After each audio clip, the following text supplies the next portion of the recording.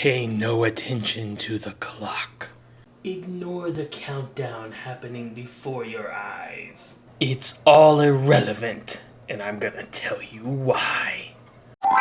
He's a TA and he's gonna talk. Let's join Matt for today's TA Talk. Hey, happy travelers. Welcome back to the home office for this installment of the TA Talk. And in today's episode, I'm going to be telling you why clocks don't matter. Now, not just any random clock. I'm talking about those clocks that you see counting down on various cruise line websites or all-inclusive resort websites telling you that a sale or a promotion ends at midnight or ends in the next 24 hours or whatever it is. Now, today's episode is going to be a little bit of a dovetail off of last episode, episode 7 of the TA Talk, where we talked about the biggest mistake that we see people repeatedly making when booking their cruise. So if you haven't seen that, I encourage you to go back and check out that episode first before continuing into this one. And you can also check out the rest of the TA Talk episodes in our TA Talk playlist. Now, a brief recap of episode 7 for those of you who saw it. We said that the biggest mistake that people were making is that they were waiting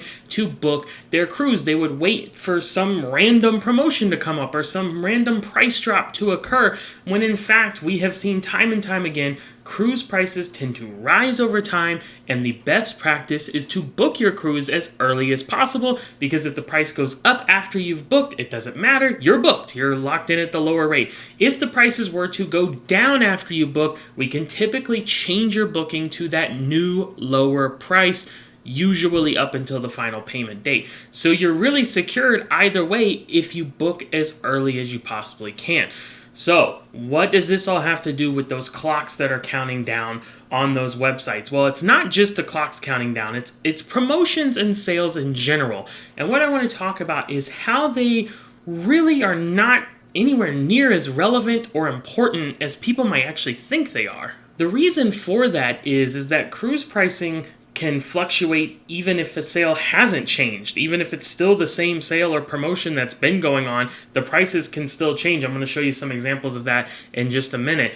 And beyond that, it's really just depending on what the base price of the cruise is. Those going up and down is what really matters, more so than those sales or promotions. Now, that's not to say that not every sale or promotion doesn't matter. Some of them do. Some of them can be better deals. Royal Caribbean, for example, has the WOW sale, which typically is a better promotion than some of their others. A lot of cruise lines do Black Friday deals. But again, as a callback to episode 7, you don't need to wait for those to come up. You can go ahead and book, and if those promotions come up down the road and the price is lower, we can just change it to that price. So there's really no incentive to wait to see if they happen to come up. But this is what cruise lines want you to do. They do what I call yo-yo pricing. They kind of raise them up a little bit and then they drop them down a lot. Not every cruise line. Disney doesn't do this. They just keep their prices consistent. But the big 3 cruise lines, especially Royal Caribbean, Carnival, Norwegian, and others, like to engage in this practice. And the reason why is if you're watching a cruise price and then you see it go up all of a sudden, some people will panic that it's going to keep going up and they will jump on. They will grab the bait and they will go ahead and book. Now, some people are the opposite. They'll see the price go up and they'll say, wait a minute. But then they'll drop the price back down, hence yo-yo, up and down. And as soon as they drop it back down, people go, ooh, I better jump on it because I don't want to miss out in case it goes back up again. And that is what the cruise lines want. They want you guessing. They want people to panic because when you panic, you're emotional, you're not logical, and you will respond as such. So just think about those sales and promotions just going away. Don't even pay any attention to them. Pay no mind. Just look at what the number is, the total price number of the cruise or the all-inclusive resort. And that's an important distinction to make, total price. Of course, if you reach out to us to book your cruise or all-inclusive resort, we're going to give you the total price. That's just how we operate. But a mistake I see a lot of people making is especially when they're trying to figure out which cruise they want to go on or which resort they want to travel to, they will go on that vendor's website and start looking at things. Keep in mind, most vendors, when they show you a price, it's what we call lead-in pricing. So it's basically the lowest price that you could get on that cruise, but that may not apply to your party. It may not apply to the category you're wanting. And also consider, especially when we're talking about cruises, that price shown is typically the average cruise fare per person. That's a mistake people make. They think it's total per person, and it's cruise fare, like I said, not taxes and fees, not gratuities, not insurance, not all that other stuff. It's just that lead in to kind of get you thinking this price, and then we're going to throw all this stuff on at the end. Is it misleading? I don't think so. I think that's just typically how marketing is done, but it is definitely something to be aware of. So what we want to do is, instead of thinking about these sales and these promotions that all have these fancy names and flashing lights and a bunch of colors, just really look at that base price and the price in totality. Once you've finished out, you're looking exactly what you're wanting to book, and you've got that total price, or you've reached out to us and we have given you that total price, that's what you need to focus on. Is that price what you're comfortable with? And so even though the overall message in general is just to ignore sales and promotions, I wanted to focus on the clocks specifically because I have seen this happen time and time again. The clock is ticking down. It's ticking down. What does that do? That incites panic, and that elicits an emotional response for people to jump on and book something. And it's happened, unfortunately, numerous times where people were going to book with us or work with us, and they saw that clock, and they panicked, and they booked it. Now, normally, you could just still transfer the booking to our agency, no problem. But if you've booked past final payment, paid in full, depends on the cruise line, you may no longer be able to do that. So that's something to keep in mind. Ignore those clocks, and I'm going to tell you why. Because if you go on, I want you to do this. If you're someone who watches clocks on, let's say, Carnival's website. Let's use Carnival as an example. You go on and you see that clock ticking down towards midnight. It's got 6 hours to go, 5 hours to go. Bet money if you get on the next morning, you'll see a clock ticking down again. That's what they do. It just resets. There's always a sale. There's always a promotion going on. And that's throughout all of these vendors. They want to do that, again, to keep you guessing, to make you think that there's some special thing that's going on right now that no one else got, which is not true. But that's how marketing works. And I can't begin to tell you the number of emails that we get weekly from these different cruise lines and all-inclusive resorts saying, this sale's going on right now, make sure your clients book. Hey, final warning, this sale's about to end. And then the next day, we've extended the sale. Or there's a new sale. It's kind of like an ongoing joke here in our office that we always say, oh, they extended kids sale free again. It's just always going on. So just ignore all that. It's all marketing mumbo jumbo. I want to show you a few hard examples of what I'm talking about when I say pay attention to the base rate and not the promotions. I got a whiteboard. Let's jump on it. All right, so here is my first example of what I'm talking about, paying attention to the base rate. And yes, I'm kind of hidden behind the board here, but I thought this would be the best way to explain this here. Maybe that's a little bit better.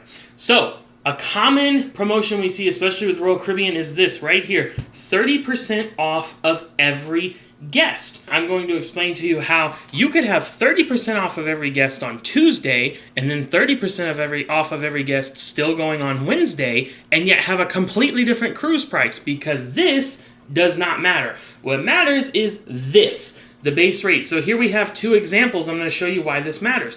In our first example, the base rate is $1,000 per person. So we take $1,000 per person times 30% off, and that gives us $700 per person once we've accounted for the promotion.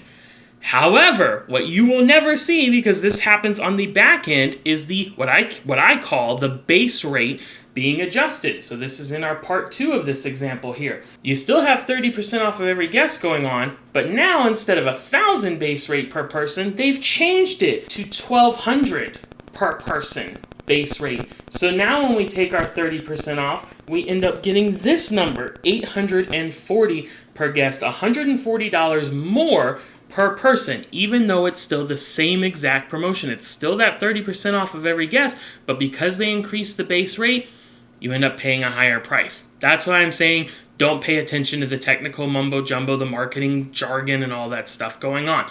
I have another example I want to show you. All right, so here we go with example number 2. This is another promotion you will typically see with Royal Caribbean, BOGO 60 or BOGO 50. So buy one, get one, 60% off, buy one, get one, 50% off. So if you buy one cruise passenger at full fare, you will get the second one 60% off, or the second one 50% off, or whatever. And I wanted to use this example to show you, because most people looking at just this here, looking at the promotion that's in your face, would say, well, BOGO 60 is clearly better than BOGO 50. Watch what happens though. We take our base rate here of $1,200 per person on the BOGO 60.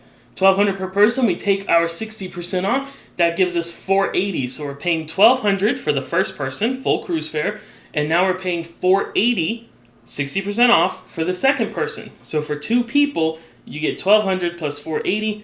That gives you $1,680. Now let's kick over to BOGO 50% off.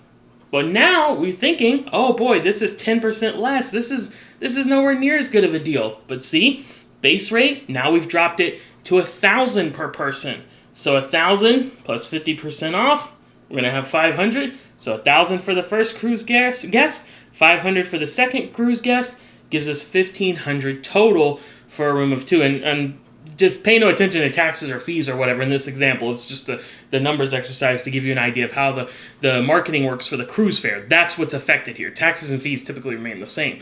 So you can see, even though 60% off should be better than 50% off, with an adjustment in the base rates, you can actually see where that would come out higher. So once again, the promotion, the marketing, the sale, whatever you want to call it, is not what matters here.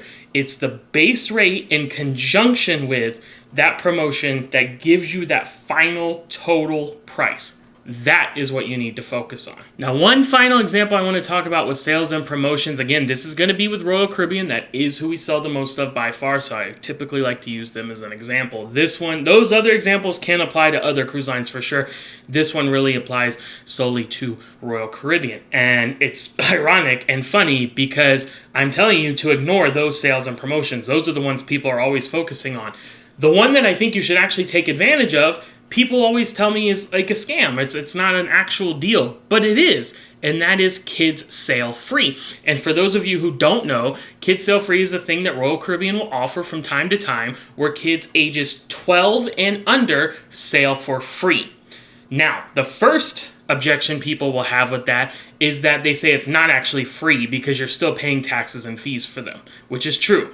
But keep in mind, even if you win a free cruise, a lot of times you still have to pay taxes and fees. If we're given a free cruise as a travel agent or whatever, we still have to pay taxes and fees. It's hard to get around the taxes, you know what I'm saying? So that is what it is. But the cruise fare actually legitimately is $0 for those guests who are 12 and under. So that's the first thing.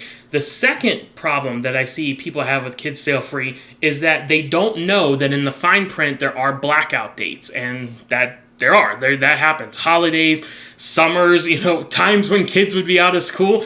Think about it. They don't want to just give you all that and everyone have a heyday and completely rack up on the Kids Sail Free. They want to limit their exposure to that while still incentivizing people to take a look at it. So pay attention to those blackout dates, which would be in the fine print.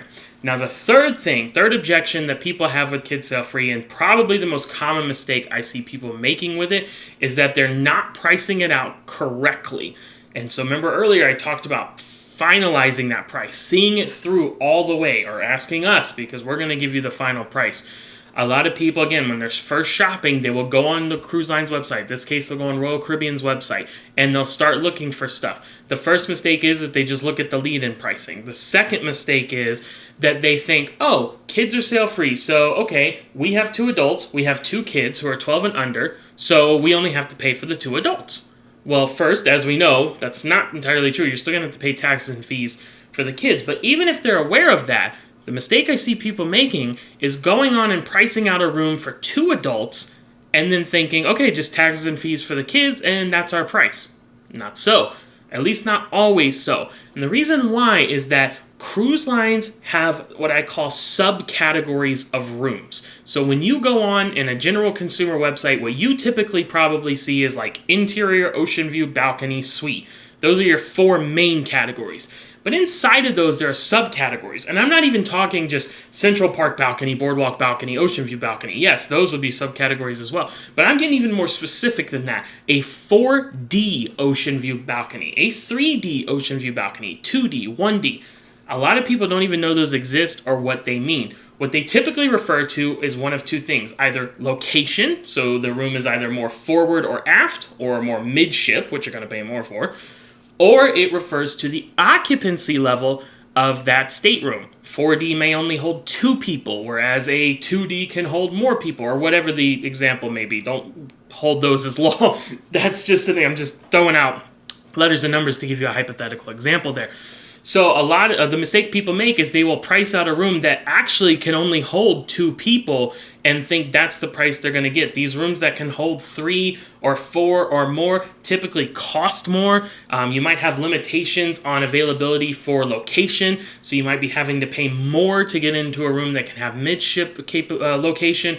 So it's not as simple as just saying, well, the price for 2 adults plus taxes and fees, that's the kids sale free. No. You need to price the whole thing out because you have to make sure you have a room that has occupancy levels for your entire party and make sure that you're pricing out the appropriate category based on availability and location. One final note on that, I have people who have asked several times, can we book this room for 2? Our kid's really small, they don't mind sleeping on the floor, or we can put like an air mattress down or something. Can we just do that? And the answer is absolutely not. These are fire code restrictions, safety occupancy restrictions, things like that you cannot circumvent. The cruise lines will not allow you to do that. So you do need to be booking the appropriate category and occupancy level right from the beginning. All right, so that is my general thoughts for today's episode. Just a quick recap. Pay no attention to the man behind that curtain. Pay no attention to those marketing,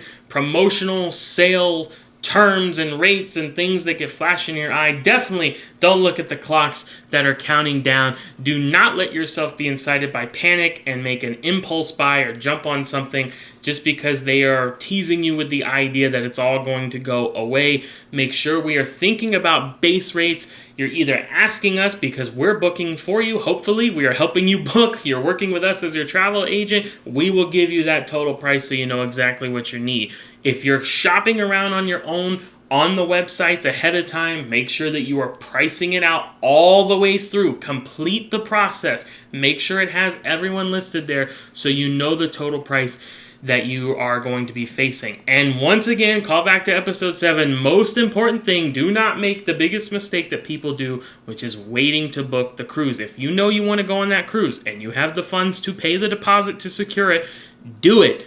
Do it. Lock in that rate. If it drops, we'll adjust it. If it goes up, you're good. And now we'll move on to our reoccurring segment, Spider-Man Potato Head, swinging in with this week's mailbag, your questions for me to answer. And I would like to keep doing this segment because it's probably my favorite thing that we have going.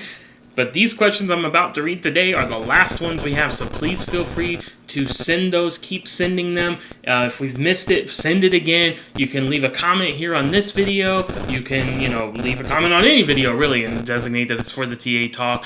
Shoot us something on Instagram, whatever you want to do. Any questions you have regarding being a travel agent, working with a travel agent, any insights or tips or information you want me to provide, that sort of thing, send it in, and I'll be glad to answer it. With that, though, let's go ahead and answer today's questions. Our first one comes from Instagram.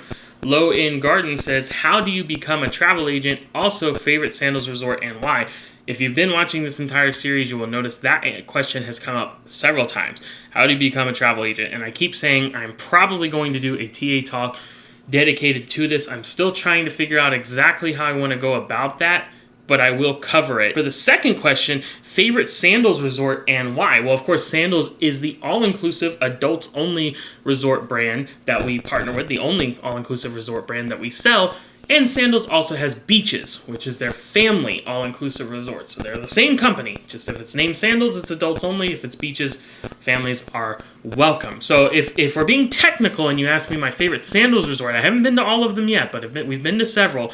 And our favorite is Barbados/Royal Barbados. Those two resorts are on the same property, so you're getting a 2-for-1 special. It has things that no other Sandals resort has, like a rooftop bar and pool, also a bowling alley. And our final question for today comes from Canadians Adventuring on YouTube. If someone wants to book something in an area you aren't familiar with and ask for recommendations, how much research do you do so you can give accurate suggestions? It's a great question. So for us personally, we've actually kind of mitigated a lot of that by parsing down what we sell. We are really starting to focus only on those cruise lines that we want to work with. We've already nailed it with the all-inclusive resorts, like I just mentioned.